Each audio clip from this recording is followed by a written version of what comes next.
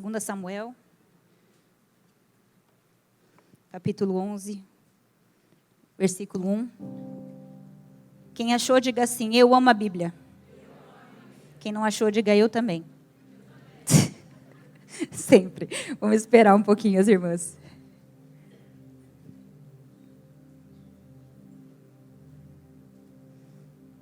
Amém? Todas acharam? Sim? Vamos ler então o texto bíblico. Na primavera, época em que os reis saíam para a guerra, Davi entrou para... Na primavera, na época em que os reis saíam para a guerra, Davi enviou para a batalha Joabe com seus oficiais e todo o exército de Israel. E eles derrotaram os amonitas e cercaram Rabá. Mas Davi permaneceu em Jerusalém. Uma tarde, Davi levantou-se da cama e foi passear pelo terraço do palácio. Do terraço viu uma mulher muito bonita tomando banho e mandou alguém procurar saber quem era ela. E disseram-lhe: é Batseba, filha de Eliã e mulher de Urias, o hitita. Vamos ficar por aqui, feche seus olhos. Espírito Santo de Deus, nós te desejamos, nós te amamos. Nosso coração é seu, nossa mente é sua. As meditações do nosso coração te pertencem. Espírito Santo, enche essa sala agora com a sua doce presença. Espírito Santo, sem você nós não somos nada, nós não temos nada. Nós reconhecemos a nossa fraqueza. Nós reconhecemos a nossa total dependência de você. Jesus, nosso Senhor, nosso Salvador, nosso Rei, nosso Mestre, fala aqui nessa manhã. Fala conosco nesse último período. Alinha mais uma vez os nossos corações e faz-nos submetidos à sua vontade, Senhor. Espírito de sabedoria e revelação, vem sobre cada mulher aqui. Espírito de sabedoria e revelação no pleno conhecimento de Deus. Toca-nos, Senhor. Será que você pode dizer aí: Senhor, eu quero ser tocada. Eu quero ser ministrada nessa manhã, mais uma vez. Aleluia, em nome de Jesus, amém? Então, esse texto que a gente leu, a gente está vendo aí sobre Davi. E Davi era esse homem escolhido por Deus. Vocês lembram quando Samuel foi enviado por Deus à casa de Jessé, porque Saul havia sido rejeitado pelo Senhor e Deus queria ungir um novo rei para Israel. Quando Samuel chega na casa de Jessé, ele acha que são aqueles outros irmãos, mas Deus havia escolhido um pequenininho. Deus havia escolhido alguém que estava lá no campo das ovelhas. E ele tirou esse menino lá do campo das ovelhas para trazer esse menino para os campos de batalha. Davi era esse homem especial, esse homem segundo o coração de Deus. Mas eu quero ressaltar hoje aqui nessa manhã essa característica de Davi, que desde que ele ganhou de Golias, o Senhor deu vitória a ele sobre as guerras que ele lutava. Sabe o que Davi descobriu? Que não se devia confiar em carros, a gente não devia confiar em cavalos, mas nós deveríamos confiar no Senhor, o nosso Deus. E sabe o que Davi fazia quando ele ia para a guerra? Ele levava a arca da aliança junto com ele, porque a arca simboliza a presença de Deus. E onde a presença de Deus está, tem vitória sobre as guerras. Davi era tão especial que quando nós precisamos hoje de consolo, de conforto, quando nós não temos uma oração, a gente recorre aos salmos, os cânticos, as orações de Davi. Ele é esse cara que inspira tanto a gente. Mas no texto que a gente leu, tem uma grande fissura na vida de Davi. E eu queria que você prestasse atenção nisso. Davi manda buscar essa mulher chamada Batseba, que também era esposa de um outro homem. E ele tem relações sexuais com a esposa de um outro homem. Essa mulher engravida, a situação fica cada vez mais feia, e ele tem que então arquitetar a morte de Urias, que era o legítimo marido de Batseba. É uma cena terrível, uma cena trágica. Queridas, eu queria falar para você que a partir desses pecados, a consequência foi terrível. Após isso, o caos, uma verdadeira guerra se instalou dentro da família de Davi. Foi impressionante. Eu não sei se você lembra da história, mas essa criança que Batseba gera, ela morre. Logo depois, se você continuar olhando a história, Aminon, que era um filho de Davi, comete incesto contra a sua irmã, uma outra filha de Davi chamada Tamar. Não bastasse isso, seu filho Absalão e seu filho Adonias entram em guerra contra o seu pai porque queriam roubar o reino dele. Você percebe que as consequências foram terríveis, e sim, Davi colheu essas consequências, mas sabe aonde essa batalha foi perdida e quem foram os mais afetados por causa disso? Os filhos, diga comigo, os filhos. É claro, gente, que Deus, na sua misericórdia, Ele perdoou Davi. Davi teve um pecado escandaloso, mas ele teve um arrependimento também escandaloso. Minha irmã, é isso que nós precisamos. Nós vamos pecar, sem dúvida, nós estamos ainda num corpo corruptível. Mas primeiro nós temos o Espírito, que cada vez mais nos afasta do pecado. E a Bíblia diz, filhinhos, não pequem, mas se pecarem, tendes advogado. Jesus Cristo o justo, que Ele purifica vocês. Então Deus recebeu esse arrependimento escandaloso de Davi. Mas você pode escolher as suas escolhas, mas não as consequências. E a gente pensa assim, nossa, é verdade, aconteceu tudo isso porque adultério é um pecado muito grave. E sim, é um pecado muito grave. E se você hoje está envolvida nisso, há libertação de Deus para você. A restauração de Deus para você. Você que cometeu esse pecado e o acusador, talvez não tenha sido agora, mas o acusador fica, você nunca mais vai ser uma mulher segundo o coração de Deus. Há perdão para quem se arrepende, confessa e deixa. Essa alcança misericórdia. O Senhor tem um tempo de cura para o seu coração.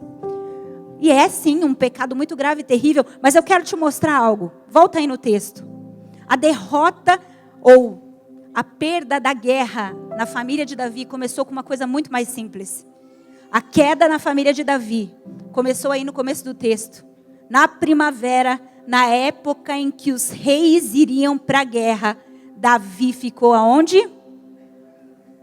No palácio, diga no palácio. Então a queda de Davi, gente, não começou com uma história sexual. A queda de Davi começou quando ele saiu da sua posição. Quando ele não foi para a guerra. Então na época que os reis deveriam estar na guerra, ele permaneceu em Jerusalém. E sabe qual é o principal problema? Ele mandou a arca para a guerra. Ele mandou a presença para a guerra. E ele não acompanhou a presença. Quando você não acompanha a presença, a derrota é certa. Por isso, nesse tempo, nesses dias, Deus está, assim como um farol, iluminando a sua mente, para te mostrar que a única maneira de você vencer a guerra é se você acompanhar a presença. Não é nem a presença te acompanhar, é você acompanhar a presença. Aonde, Val? No meu trabalho, na minha família, no meu ministério, aonde eu for, a presença tem que ir primeiro. E eu tenho que discernir essa presença, senão eu vou perder a guerra. Hoje eu quero falar com vocês sobre um tempo que nós estamos em guerra. Mas muitas estão no terraço. Sabe, essa guerra que eu quero falar hoje não é uma guerra de espada, não é uma guerra de escudos, mas é uma guerra tão letal quanto. E eu quero falar da guerra que Satanás está travando pela próxima geração. Eu não sei o porquê, agora eu vou abrir meu coração, rasgar meu coração. Eu não sabia que eu ia pregar no encerramento. E se eu fosse pregar no encerramento e soubesse disso, eu gostaria de trazer uma palavra assim, explosiva, para a gente terminar naquela coisa lá em cima. Sabe como é que é ou não? Só que algumas semanas antes do encontro, eu estava orando, Senhor, o que eu devo falar? Senhor, me mostra. Senhor, qual é o teu coração para essas mulheres? E eu dormi e sonhei. E o Senhor falou comigo, você vai falar sobre maternidade. Eu falei, Deus, Mas com certeza alguém vai falar sobre isso. O meu sogro trabalha com família. Tem tantas outras coisas que eu precisava falar. Ele falou para mim: existe uma guerra travada contra a próxima geração. Você vai falar sobre maternidade. E aí, manda quem pode, obedece quem tem juízo. Então hoje eu quero falar sobre essa guerra travada contra a próxima geração. Minha irmã, você que não é mãe ainda, você que já criou seus filhos, e você vai falar assim: ah, Val, você vai falar de maternidade, eu vou sair. Vou ali tomar um café e já volto. Essa palavra não é só para mães biológicas. Essa palavra é também para mães por adoção. Essa palavra é para mães espirituais. Quem aqui é mãe biológica, levanta a mão. Abaixa a mão. Quem aqui é mãe adotiva? Tem algumas. Agora, levanta a mão quem é mãe espiritual, quem lidera, quem cuida de pessoas, quem influencia de alguma forma a nova geração. Todo mundo aqui é uma mãe. Vira para alguém do seu lado e fala assim: você é uma mãe. Essa palavra é para você. E sabe, você que já criou seus filhos, guarde isso que eu estou falando. Talvez você tenha criado seus filhos e você ganhou a guerra pelos seus filhos. Mas Satanás ainda quer guerrear contra os seus netos. E você não pode baixar a guarda. Há um propósito de Deus para a maternidade. Abra aí Malaquias 4:5, por favor. Malaquias 4:5, o texto bíblico vai contar o propósito, o intento de Deus em relação à sua maternidade. O texto diz assim: vejam, eu enviarei a vocês o profeta Elias, antes do grande e terrível dia do Senhor. E ele fará com que o coração dos pais se voltem para os filhos e o coração dos filhos para os pais. Pois do contrário, eu virei e castigarei a terra com maldição. Irmãs, antes do retorno de Jesus, Deus prometeu uma coisa: a conversão do coração dos pais aos filhos e dos filhos aos pais, para que a terra não fosse ferida com maldição. Sabe, à medida que o tempo vai avançando, que a sociedade vai avançando, as coisas vão se corrompendo. E nós estamos vendo isso. Os valores morais sendo destruídos, diluídos. A guerra que está sendo travada é porque Satanás sabe que se os pais e os filhos não estiverem unidos, a terra será ferida por maldição. E você é o sal da terra. A sua família é o sal da terra. E por quê? Porque imagine uma carne naquela época que não tinha geladeira. Ela rapidamente putrefava, apodrecia, fedia, não prestava para nada. Assim é a terra, à medida que tudo vai caminhando para o fim. Mas Deus colocou sal. O sal era usado como um poderoso conservante naquela época, porque se tivesse sal, não apodrecia. Nossas famílias são como sal colocado sobre essa terra. Nos últimos dias, quando tudo estiver diluído, as pessoas vão olhar para famílias saudáveis e elas vão falar: essa é a imagem de Deus, um homem, uma mulher e seus filhos. Nos últimos dias, a esperança da glória vai ser refletida em famílias, porque os valores vão estar tão diluídos que olhar para uma mulher comum, para um homem comum e para filhos comuns vai ser extraordinário. Você é sal da terra, minha irmã. A sua família é sal da terra. E nós estamos sendo colocadas nesse tempo como conservantes desse mundo até que o dia terrível e grande do Senhor chegue. E é nossa responsabilidade lutar essa guerra. Olha só, 2 Timóteo 3:1, abre aí. 2 Timóteo 3:1.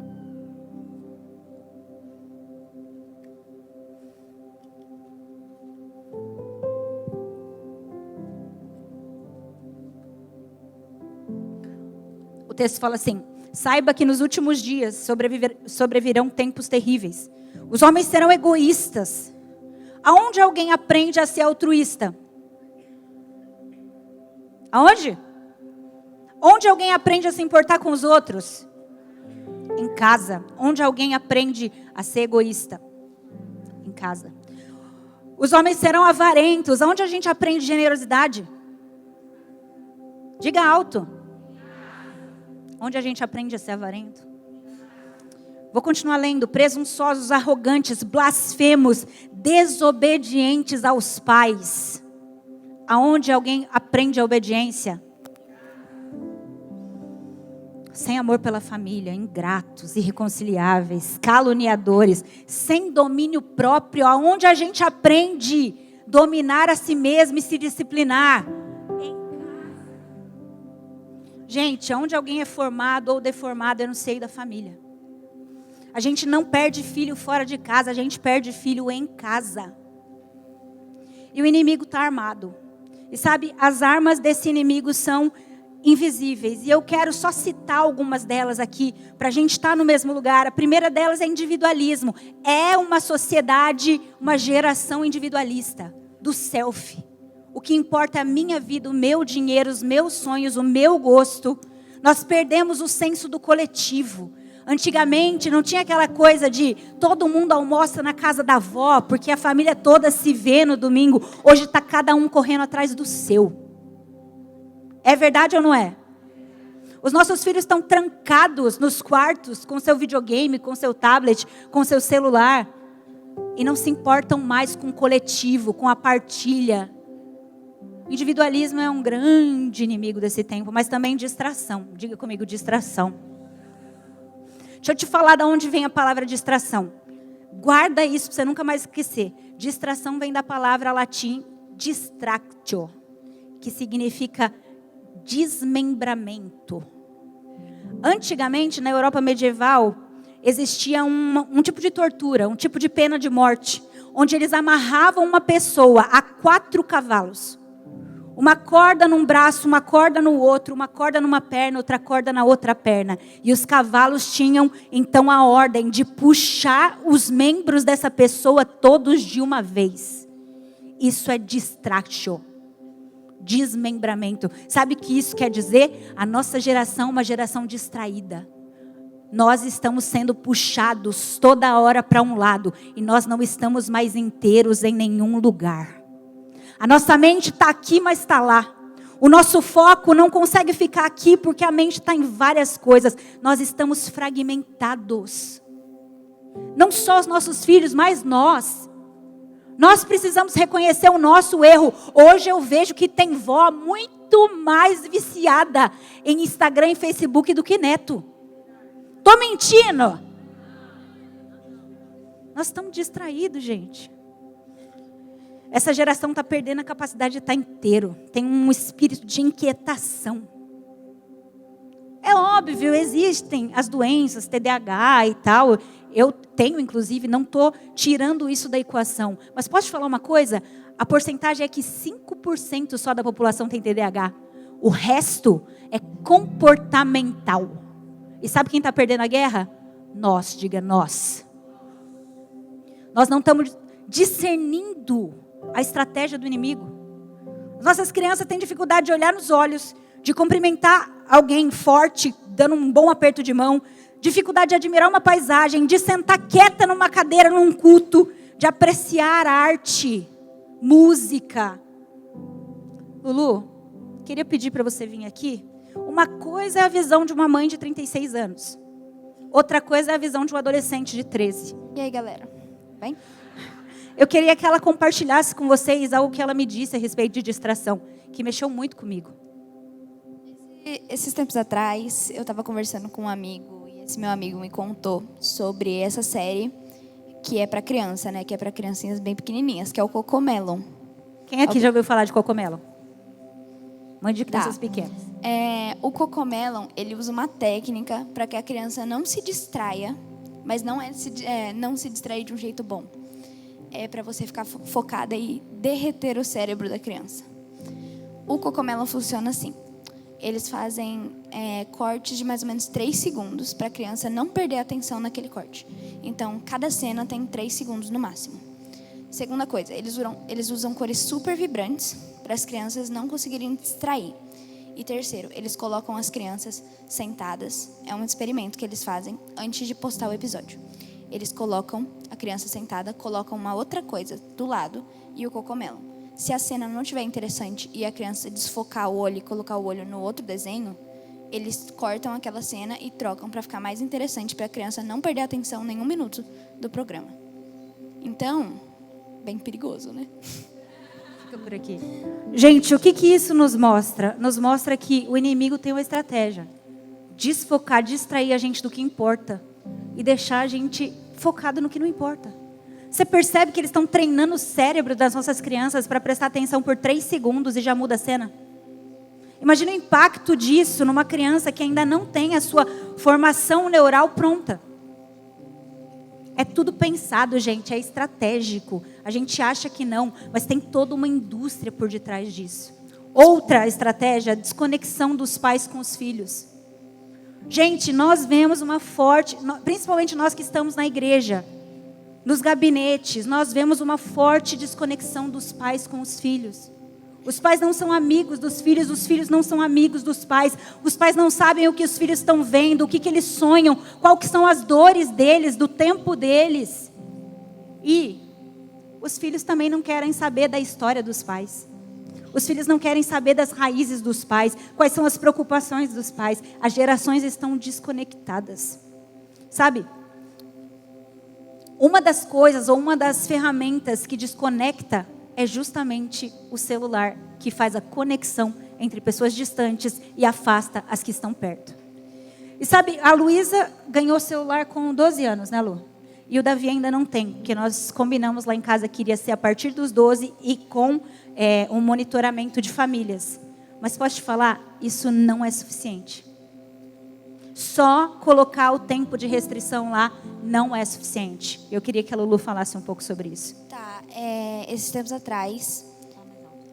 atrás, apareceu nos jornais um caso de uma menina que estava conversando com um homem muito mais velho por um aplicativo chamado Discord.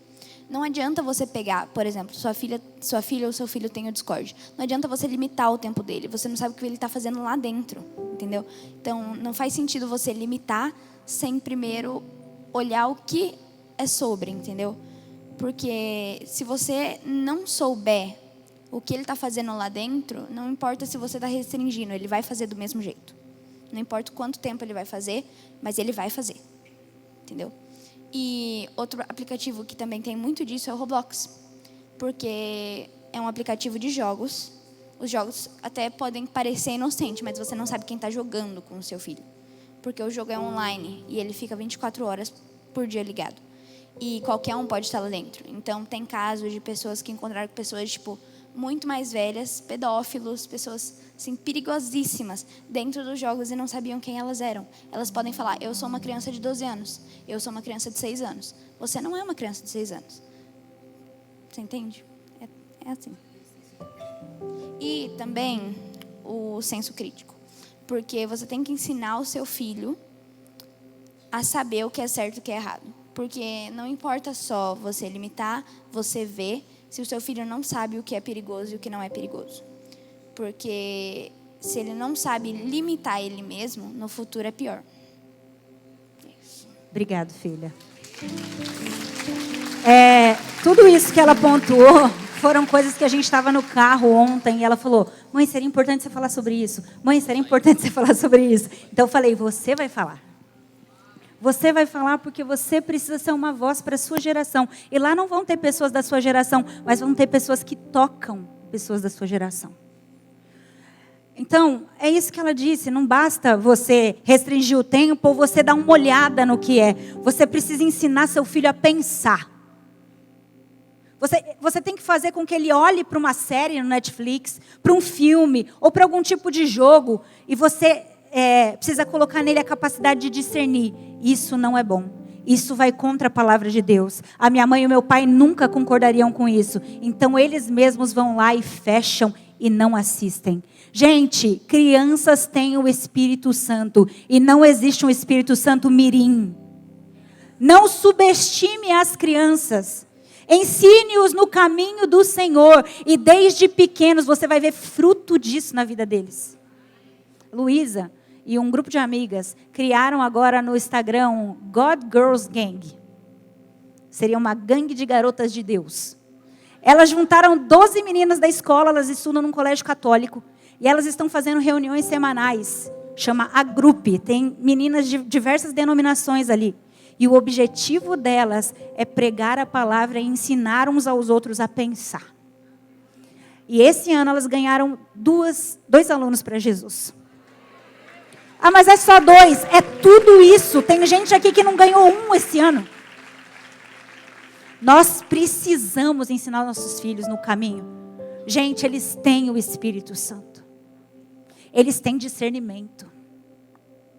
Bom, crise de identidade é uma outra estratégia. Eles não sabem quem são, não sabem para quem nasceram. Estão imersos numa cultura de comparação. Buscam validação fora de casa. E aqui eu queria falar para você afirmar seu filho. Minha irmã, às vezes você critica tanto. Chega na tua casa e afirma ele. Sabe, aprecia aquilo que ele faz de bom. Nós precisamos lançar palavras de bênção. Nem que seja profecia. Abra sua boca e aprecie seu filho, elogie seu filho. Encha ele de confiança. Tantas crianças inseguras. E aí precisam que outro de fora diga que ela é boa. Porque o pai e a mãe não dizem. Aprecie a personalidade do seu filho. Nunca diga para um filho assim, olha, você é chato, você é bagunceiro. Não, ele não é isso. Ele pode até ter feito uma bagunça. Ele pode até ter sido chato num momento. Mas ele não é isso. Ele é um filho de Deus. Ele é cheio de Deus. Ele é legal. Ele é amável. Ele é bondoso. Ela é forte. Chama a existência o que você vê de bom.